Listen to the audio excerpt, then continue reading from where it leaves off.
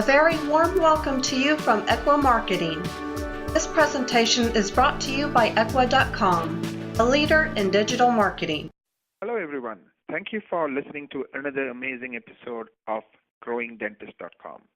Today, I'm excited to have Dr. Don Deems, both a dentist and a coach for dentists for the last 16 years. And the reason I'm excited is he has seen it from both sides. He has, of course, taught himself and grown himself, because otherwise he wouldn't have built the practice he has.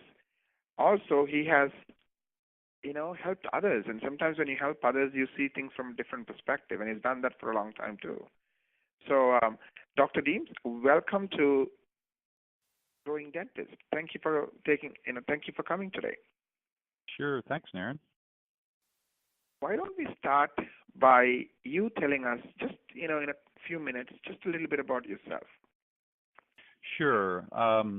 I've been a practicing dentist now about 30 years, and a credentialed coach now about 16 years. So I work with dentists all across the country in a variety of ways, whether it's one-on-one coaching via telephone or in person, team retreats, or in speaking and writing. I've written a couple books. There's literally hundreds of articles of mine that have been published in lots of different journals all over the place. And so I do all this, and also through my website with videos and articles, and through the social media to try to provide doctors with some tangible things that they can actually, put in their practice right away. So my interest in all this was that I had been a young doctor and had been an associate for about 7 years, and bought the practice from my partner. And about 9 months later, he committed suicide and left me really in debt to his estate for about $600,000. And I just was struggling to try to figure out, well, what do I do? How do I survive all this? Which I did over the course of 10 years, paid it all back, and and then continued to move on with my life. But it was a tremendous learning experience, and so part of that learning experience for me was asking for help. And I just so happened upon asking for help from somebody who wasn't really a credentialed coach, but was actually doing some coaching.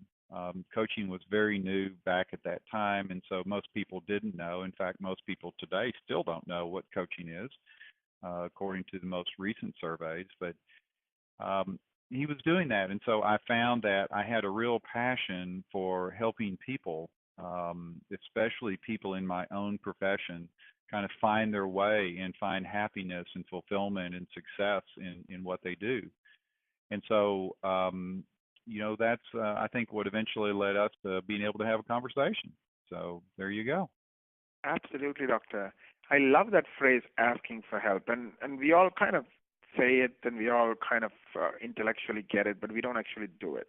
And I'm kind of guilty of this as well.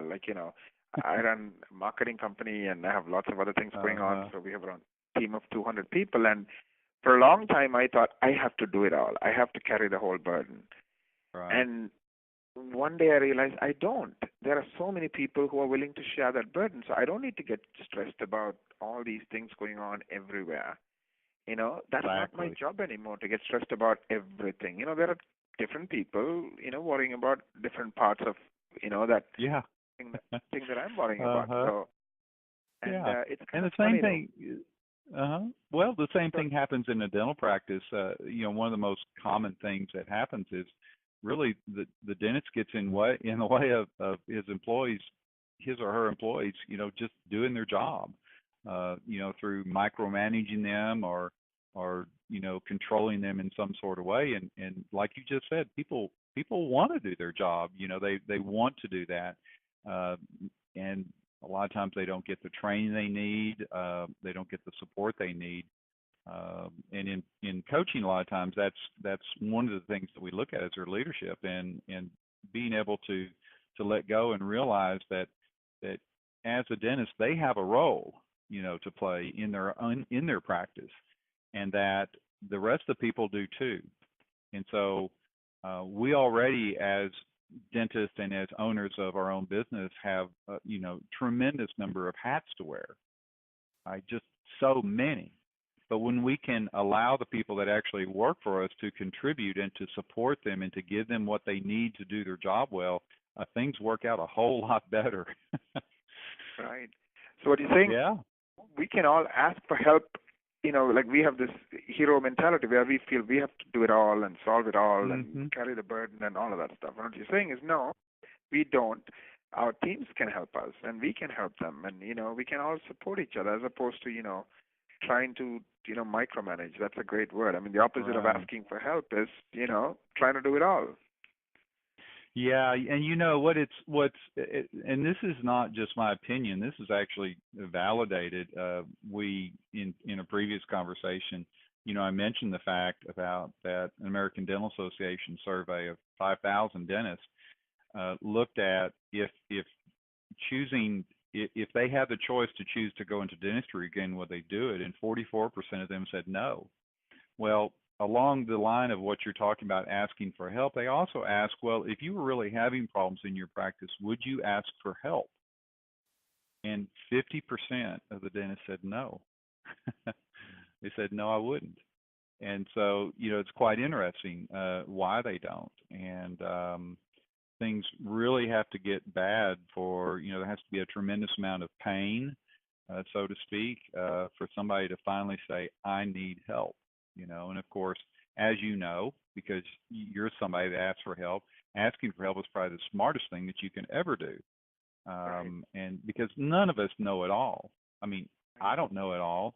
And there's things that I can be coached on, and life is ever changing, ever growing, et cetera. And so we're going to be faced with challenges, and that's just what life is about in many ways. Absolutely. And I want to kind of dig into what you just told me, that 44% of dentists said if they had to do it again, they would not get into dentistry, right? I want to kind of talk about the macro as to why that might be the case. And again, the people you have helped, the people you have coached, of course, have changed and evolved and, probably not in that 44%.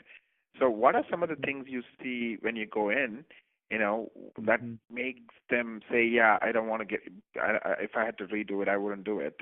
And then what kind of changes, and that's kind of the conversation I want to have with you, what kind of changes happen where they are no longer in that 44%? Yeah, so that's a great question. So from my experience in answering the question about this group of people, this 44%, that we talk about, that I mentioned, what are the things that are common with those people? There's a great dissatisfaction in what's going on. In other words, I honestly believe that dentistry is probably the hardest profession out there. We have to be on stage and focused, 8 hours a day for not just one day a week like a professional athlete who may only be on stage for 4 days a week, 4 hours at a time. We have to do this day in and day out, week after week, month after month, year after year, decade after decade.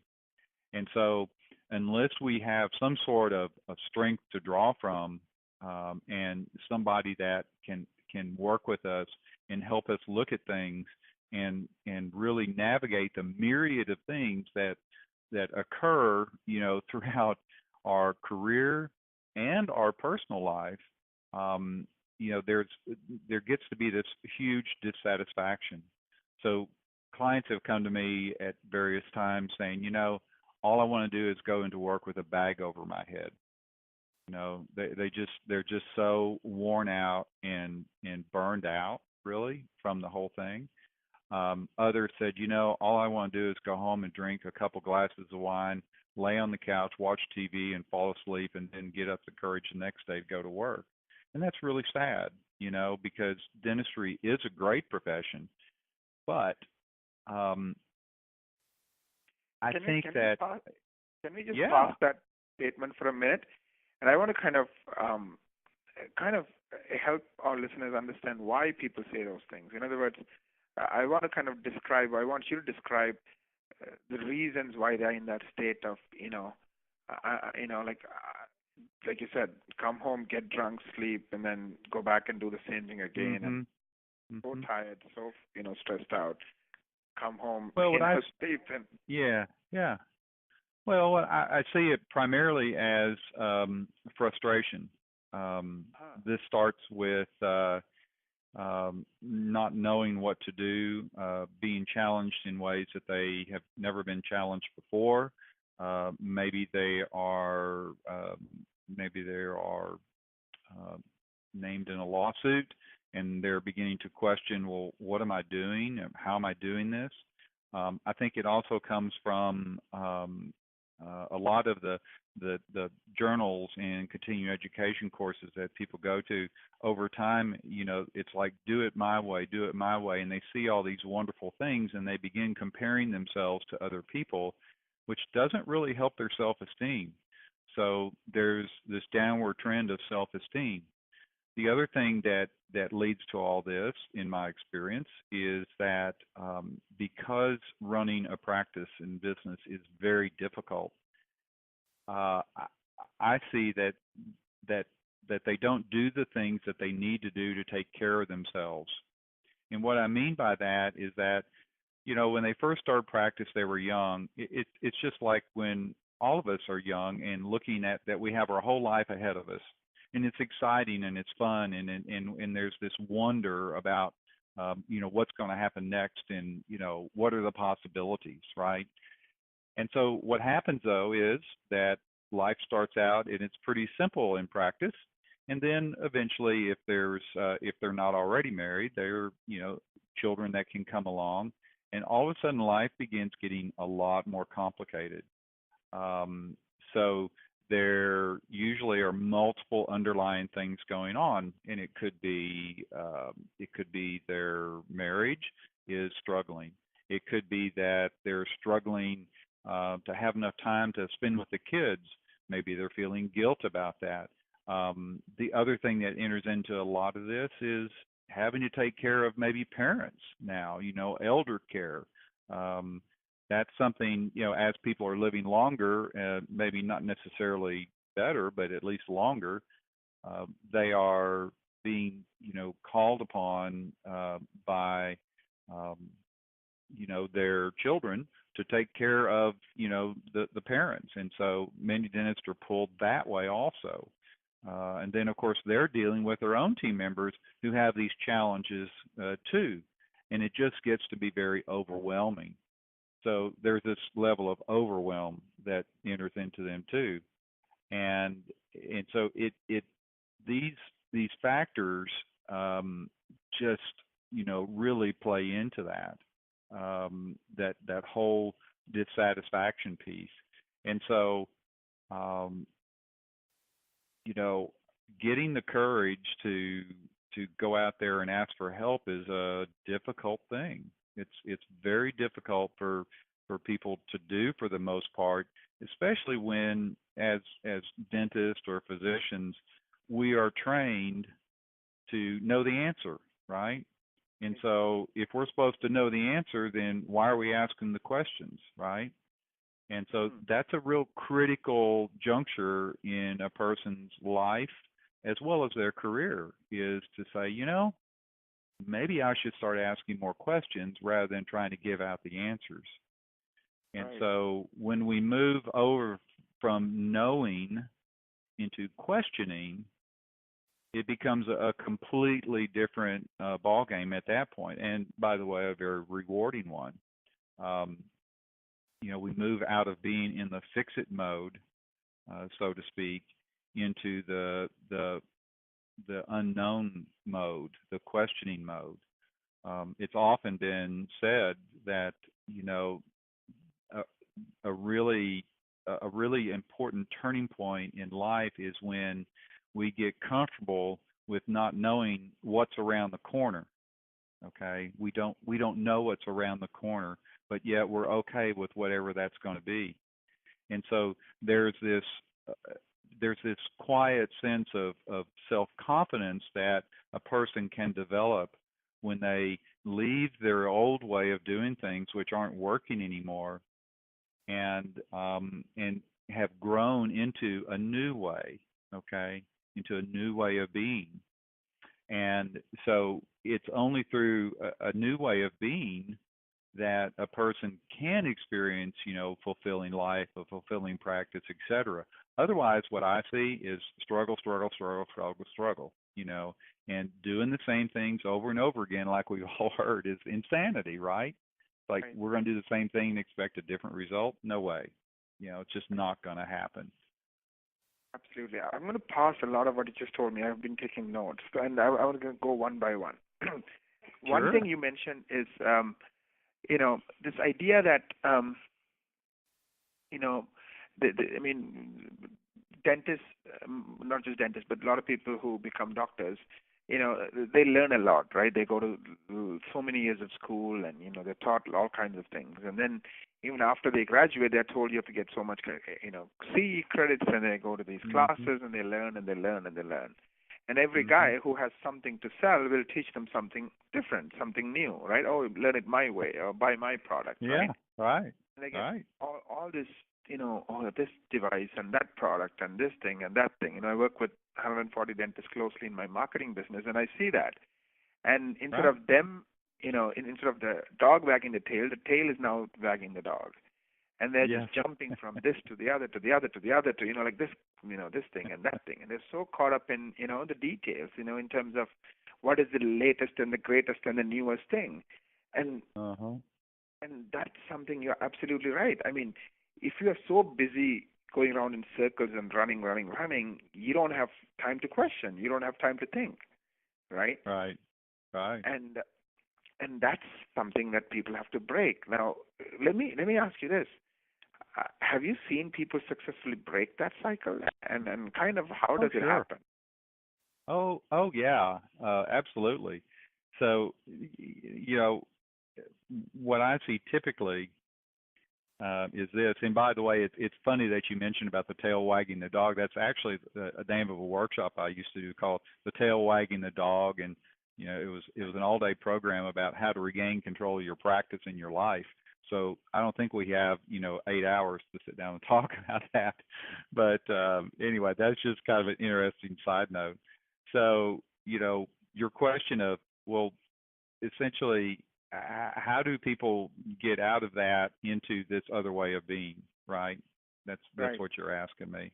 So how do they end up doing that? Well, here's been my experience is that people will only typically change when there's pain. Okay, so we find that as dentists, we find that true of our patients. Is that patients will come in when they're hurting, right? And they may,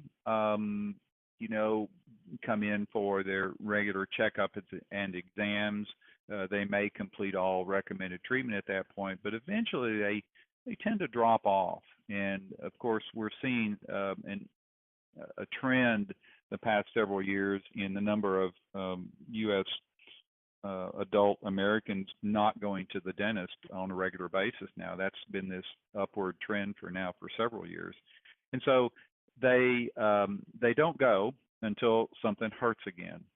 And by the time it hurts, it's going to be pretty big and ugly, and it's going to be a problem. And so they don't really buy into this notion of that they can create a different future for themselves dentally. Okay, so what you and I are talking about then, and that's just an analogy I'm using. What you and I are talking about is, well, what about the dentist? And what do they experience? Well, they have to get to a point where there's some sort of pain. All right. And that pain can be some of the things I mentioned before: frustration, anxiety. It could be other things like a lot of employee turnover. It could be a practice like that's a lot of times it could be, like family issues because they didn't give enough time to the family or the kids. It could be family issues. It could be so many things. So usually by the time that I talk to somebody, they're pretty frustrated, and they want somebody to help them get out of pain. All right. Right. So me helping them get out of pain, that has limited benefit. All right. And so much like a dentist can get a patient out of pain, as a coach, I can help people get out of pain. Right. But that's not the real value of this. The real value of having, for example, your own coach to work with you, and I'm not promoting me, I'm saying any coach, having the value of somebody that can be, your silent partner, somebody who can be objective with you, somebody that can hold you accountable, somebody that can really delve deeply with you into a lot of these things that you may be experiencing is truly invaluable. In fact, if we look at all professions, those people who perform at their peak, they usually have a coach. They have somebody that helps them all the time be at their very highest. So it starts out by getting out of pain. And then there's a critical point at which the person decides, okay, I'm out of pain, I'm happy, okay, thank you, see you later, bye, like a patient would do in our dental practice. Or they see that, I'm kind of understanding that life can be different. So I'll give you an example just to make your point. Yeah. My gums used to bleed, right? And yes, I could have gone to the, dentist, and, the hygienist would clean my gums, and, fine. And I go home, and then I don't go back to the dentist, and then, I don't brush my teeth properly. And then 2 years later, I'm coming back because my gums are bleeding. Or Right. I go there, and, the dentist educates me on, what's going on and why this is a big deal. And, I have, like the link between this and heart disease and, Right. diabetes and all that stuff. And now she really makes me realize, this is not a joke, right? And then she teaches me, how to brush my teeth properly, and, the fact that I need to come back for these cleanings, and put me on a plan, and, sets up those routines. And you know what? Now I don't have gum disease. But it didn't happen by me trying to get that, oh yeah, just get rid of my gum disease, right now, and then back to square one, and then all over again, everything repeats itself, right? There was a fundamental transformation that happened. It happened because, she was able to educate me on the connection between, this and, diabetes and heart disease, which I have in my family. So, I got it. I understood why this is a big deal. Oh yeah, no big deal, but once you understand it, then you change. So what I'm hearing you say is, again, unfortunately, we're all humans first before we are dentists or whoever else we are. So as humans, we don't do anything till there is real pain, right? Unfortunately. And like you said, in dental profession, that's even more prevalent because 50% of them don't want to even ask for help because they're told they're supposed to be the experts. So how can you ask for help? Right. How dare you, right? Because, you're supposed to know Right. it all. So, and Yeah. so they suffer with this pain and suffer with this pain, and then eventually it gets to an exploding point, personal life, marriage, kids, you name it, health, or in the business life, employee turnover, unhappy patients, negative reviews and all of those, bad stuff. And then they come to you, and you hopefully shift their thinking to say, hey, like that, hygienist / dentist shifted my thinking as to, hey, that is a better way. That is a way for you to, get a hold of this and take control. And it's interesting. And let me ask you this. So it's really going back to the underlying point that you're making, which is a lot of this has to do with, mindsets and the way you think, right? For example, you hit it right on the head. You said something else that I picked up on. You said not planning for the future. We all think we're going to be 25 till we are, forever, right? So we think we can work 10 hours or 12 hours, and our back is not going to hurt, and all that stuff. We don't plan for the future. We don't realize that, hey, I'm going to be 40 one day, or I'm going to be 30 one day, and I'm going to have a baby, and that baby is going to grow up, and I need to spend time with my child, and all of those things, right? Or nor do they think, oh, you know what, my back is going to hurt. I cannot keep this pace up. So how do I start building a team so I don't have to be the one who does it all and carries all the burden, right? Right. And Exactly. Yeah, and then on you've top, got it. right, and then on top of that, I go to these conferences, and every time I hear something new, and I'm trying this treadmill, and oh no, that treadmill doesn't work. Let me try the other one. Oh no, that doesn't work. Let me try this one. And I'm always in a new treadmill, and you know what?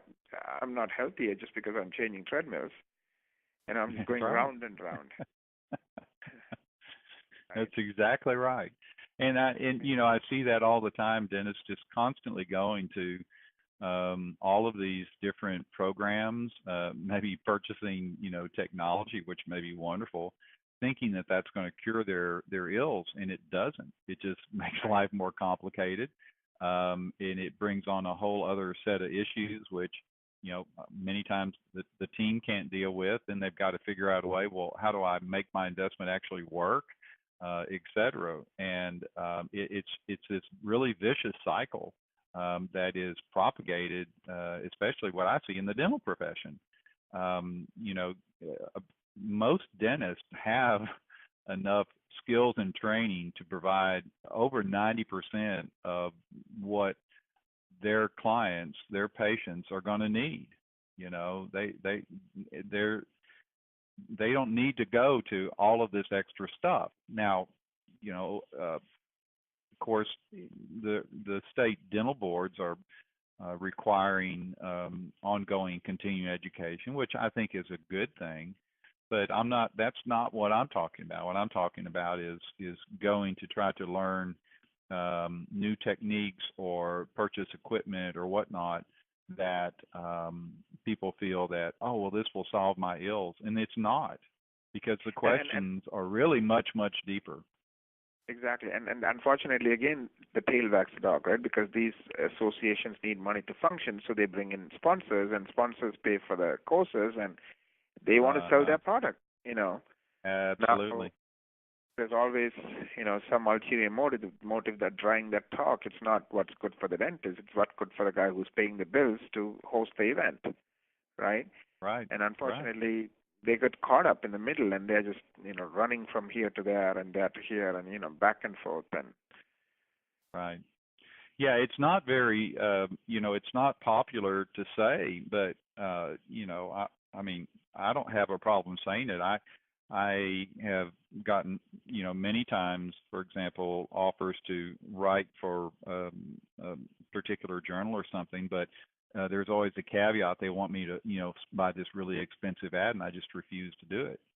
And because that's not the point. If they're really trying to help, that's one thing, but it's a very frustrating thing to for dentists to see a journal and there's an article by somebody, and then on the other page is a full page ad for whatever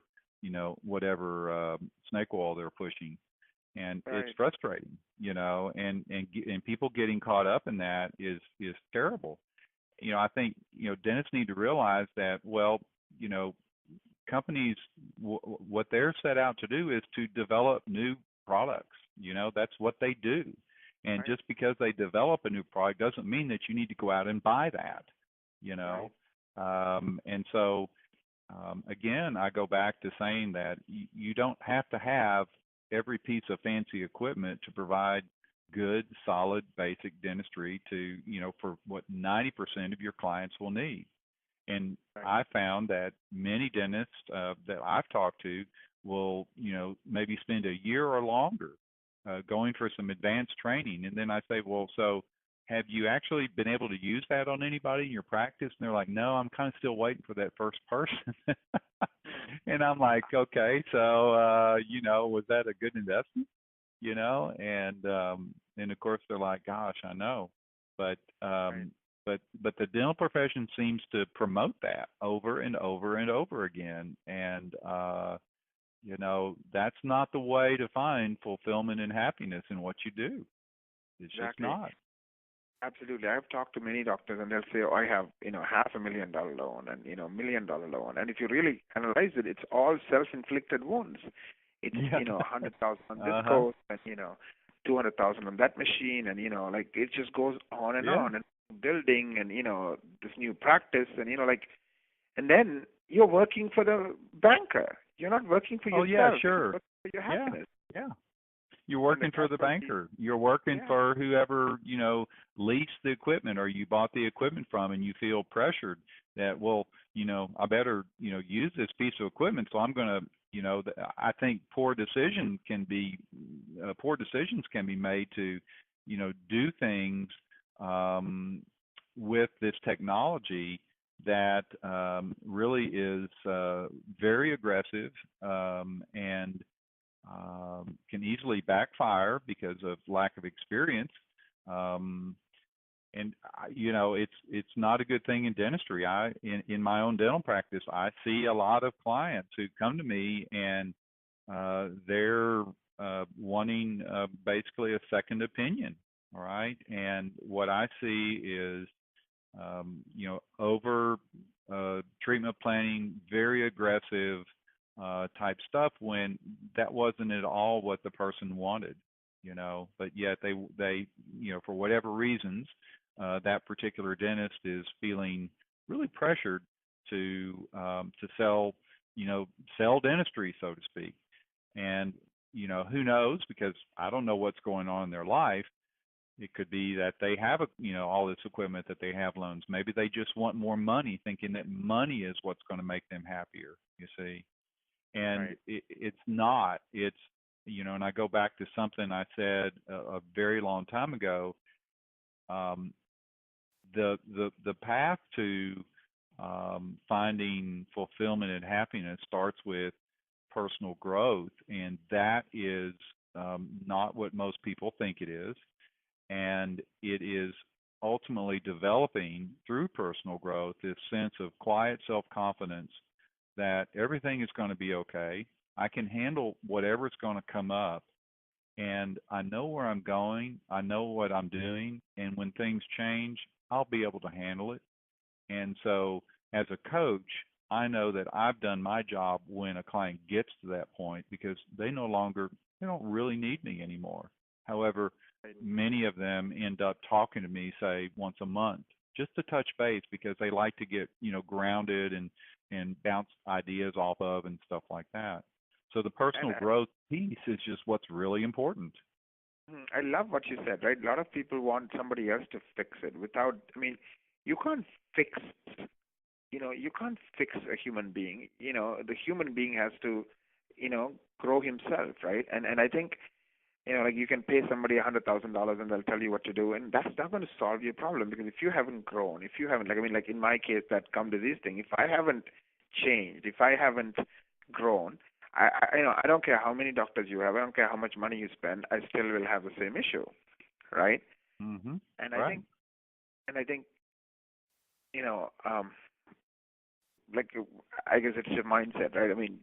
Just having a diploma, everybody has a diploma, doesn't mean anything. Some people grow a lot and they don't have a diploma. Steve Jobs, didn't even finish college, and you know what? He doesn't have a diploma, but hey, he grew a lot and he changed the world.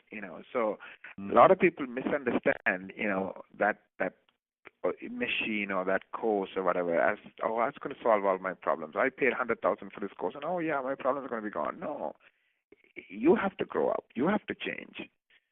Mm-hmm. And exactly. I love what you said before, which is, stop giving answers, start asking questions. The only way you change is by asking questions. You cannot change by giving answers. Yeah. Exactly. Can you talk more about it? Like, give yeah. some examples of question, how people can actually do that. Yeah, I think the first step is, first of all, saying, I don't like the way that things are. I want things to be different. Okay, that's really, a person's got to want that. If they don't, there's really no help for that person. Really, so then we get into this thing about personal growth, and I think there's a huge misunderstanding about what personal growth truly is. I think my experience is, when I ask people, what is personal growth, they think it's some type of process that's going to, make them a better person. They think that maybe it's this journey or destination that they're going to, that, when they get there, that they're going to be happy, that all their desires and needs and everything will finally come into place, right? This delayed gratification or something. So, I think, well, maybe if I just, climb this personal growth ladder, that I'm going to be happy. And so the deal is that, personal growth isn't any of that at all. And it doesn't require, growth on any part of you, whether that's, something physical or spiritual or emotional or mentally, intellectually. So, and like you said, it doesn't require a degree or a certificate or, certain courses or whatever. That's not what personal growth is about. So, if we look at really what is personal growth about, it's not about becoming better. It's about recognizing who we are at this point in time, and then letting go of everything and everyone that you're identifying yourself as part of the person that you call me or yourself. So that's a really important point. It's letting go of things, and so that concept of letting go of things is a crucial concept. We've danced with it a little bit already. We're talking about letting go of certain things that aren't working, because doing the same thing over and over again is insanity. It's letting go of things that aren't working, for example. And so there's so many ways that this happens. Now, everybody has a story, whether it's about how they got to where they are, okay? And we can actually create a different story for who we want to be, what our practice wants to be, what we want our life to be, what we want our relationships to be, like. And so to do that, you've got to come to the realization of who you are. And who you are is not your name, it's not your appearance, it's not your degrees, it's not your possessions, it's not really anything. Personal growth happens to be about really waking up to who you've always been and who you will always be. And so I think that over time, most people have become convinced that they are defined by and really dependent upon all things that are physical around them, people and possessions and experiences and events and situations. So if we're doing that, then it's about diminishing who we think that we are and start becoming consciously aware of our essential ever-changing nature. Okay, so just pause that for a second.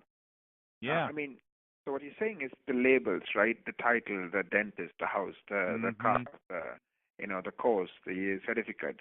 That's not who we are, right? That's who right. we are is much more deeper than that. What brings us joy?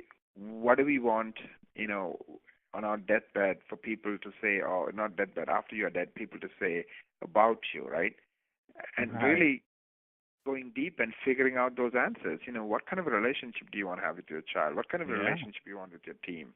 What do you want your patients to say about you, right? And that's not going to come from that certificate or that course or that machine. No, right? That's right. It's not going to come from, how big your bank loan is, or what kind of a car you live in, car you have. It's going to come from you discovering yourself, you discovering, who you are and what you want. Not the peripheral, the fancy stuff to impress the neighbor, but really the deep stuff that makes you happy. Exactly. People, you nailed it. You nailed that. And the difference is exactly that between those people who do find the fulfillment and the peace in their life are those people that are willing to look deeply inside. It's just there isn't anything simpler than that. dentists who I've talked to maybe in their 60s, 70s, and even 80s, when I asked them, so what did you consider a pivotal point in your practice or your life? And they said, when I decided it was time to look deeply inward and figure out who was I? You see, who was I at my essence? So you really nailed it there. And so that's what's got to happen. And so, how, so the question is, for many people is, well, how do I do that? Nobody's ever told me that, taught me that, what do I do? And so, the thing is that I would say that there's a couple things that people can do when they are ready to look inward, in various books and retreats and other ways of growing. One of the things that they often call this is a hero's journey, for example. It's that willingness to look deeply inside. So, how do you go about doing that? Well, I mean, I really have a couple tips that can get a person started with that, because I would like any listeners today to if they're interested in really embracing some of this and beginning to take a look inward, how do you go about even starting to do it? I would start by saying, question every self-limiting belief that you have about yourself. And we all have those. It's like, I'm not smart enough, or I'm not handsome enough, or I don't, I don't have the capability to do, that kind of dentistry or whatever. So examine what are all these beliefs that we have and write them down. It's not real until you actually can admit it. Otherwise, it's just all this stuff that's flying around in our head all the time. And so, if those beliefs that we have about ourselves aren't absolutely true, then let them go. So examine what examine what these self-limiting beliefs are. The second element that I would say would be to write a new story for the way that you want to be in your life. Quit thinking about the way things have been, that it's just going to continue to be the same, because you can change it. But you've got to have some sort of idea of what your story is going to be, and then write that story down. Because if you keep telling yourself the same old story, it's going to continue to happen, right? It's going to manifest itself just like you want it to be. So the same thing goes true for a new story, right? Whatever new story we want, when we tell ourselves that it can be this way, it can be this way. It Right. truly is that simple, you see. Absolutely. So, yeah. Another particular tip I would give is, don't be a victim. And whether it's of life or circumstances about dentistry or practice or patients, we all know that what a victim is. A victim is just somebody who is given up the responsibility for their life, and they blame other people, right, for other things. So we have to learn how to not be a victim of other people's ideas and beliefs and behaviors, etc. A lot of the stuff, for example, just as a simple example, a lot of the stuff that dentists see in journals and news magazines or whatnot are very can be very detrimental to a person's story that they want, and make them feel like well, this person is right, and so I'm not. So I would say take responsibility for your own life and focus on the ideas and beliefs and the way that you are, and focus on being a kinder, more gentle and loving person. You know, when Right. clients of mine begin to do that, they just come back so excited. They're like, "Wow, when I connect with people, it is so wonderful. It is so wonderful because life is a lot about relationship, and Right. successful practices are about great relationships. It's just that simple, you know." Right. Um, Dr. Deems, I and would I had love to talk mentioned, to you. Sorry, yeah, I would love to, maybe do a part two at some point. But I do need sure, to wrap sure, up. But yeah, two things I yeah, want to ask before I wrap up. yeah. One way I think they instead of looking in words and writing these two things down, I think it's nice to talk to somebody because a lot of times when Hmm. you're on your own, you're not sure if you're crazy or if you are, making sense. But when you talk to somebody, you know, Yeah. yeah, like especially somebody who has been through that, like somebody who's gone through that pain. So if somebody wants to get a hold of you, how can they do that, doctor?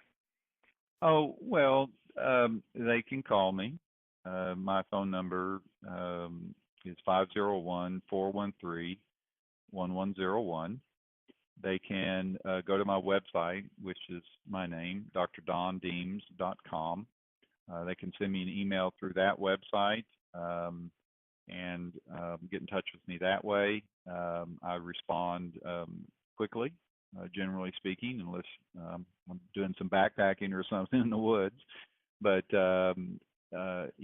it's email or phone call is really the simplest and best way to do that. And yeah, so thanks for asking. Yeah, absolutely. So I have your email as Dr. Deems at drdondeems.com, and then Correct. the Hmm. website is drdondeems.com, Right. and your phone number is 501-413-1101. Is that correct? Right. And they can also 50. just do a Google search for the dentist coach. Um, that's a registered trademark of mine that I've had for quite a while. And they Right. can also look for me that way. Absolutely. And I think what makes you different or unique is you have been through the journey. You're not just preaching because you're a smart guy. You have kind of preaching because you went through a lot of Yeah. pain, and Yeah. actually you're not even Yeah. I've preaching, you're been through. helping. Yeah. My life unfortunately has been characterized by a lot of tremendous ups and downs, and so as a coach, I'm not really preaching. What I'm doing is I'm asking some questions to help a person, Right. gain that greater awareness and have a better life in practice. Right. Right. I really enjoyed this conversation, Dr. Deems, and I Well, really thank you. appreciate you taking the time. Yeah. Well, I'd be And happy to do another time with you. Just let me know. absolutely, doctor. I think we can really go deep in some of these points you're making because, you have 16 years of experience, so I'm sure there's all kinds of nuggets I can pull out of you, and so Yeah, we that's could do this awesome. for days. I know. We could do it So, for days. Well, thank you again for having me, and best wishes to you too. thank you, doctor. Have a wonderful, weekend, and I know it's a Friday, and I Yep. think it's a long weekend, so have a wonderful weekend, and thank you, everyone, for listening to another amazing episode of Growing Dentist. Today, your guest is Dr. Deems, who's a coach for dentists. Thank you.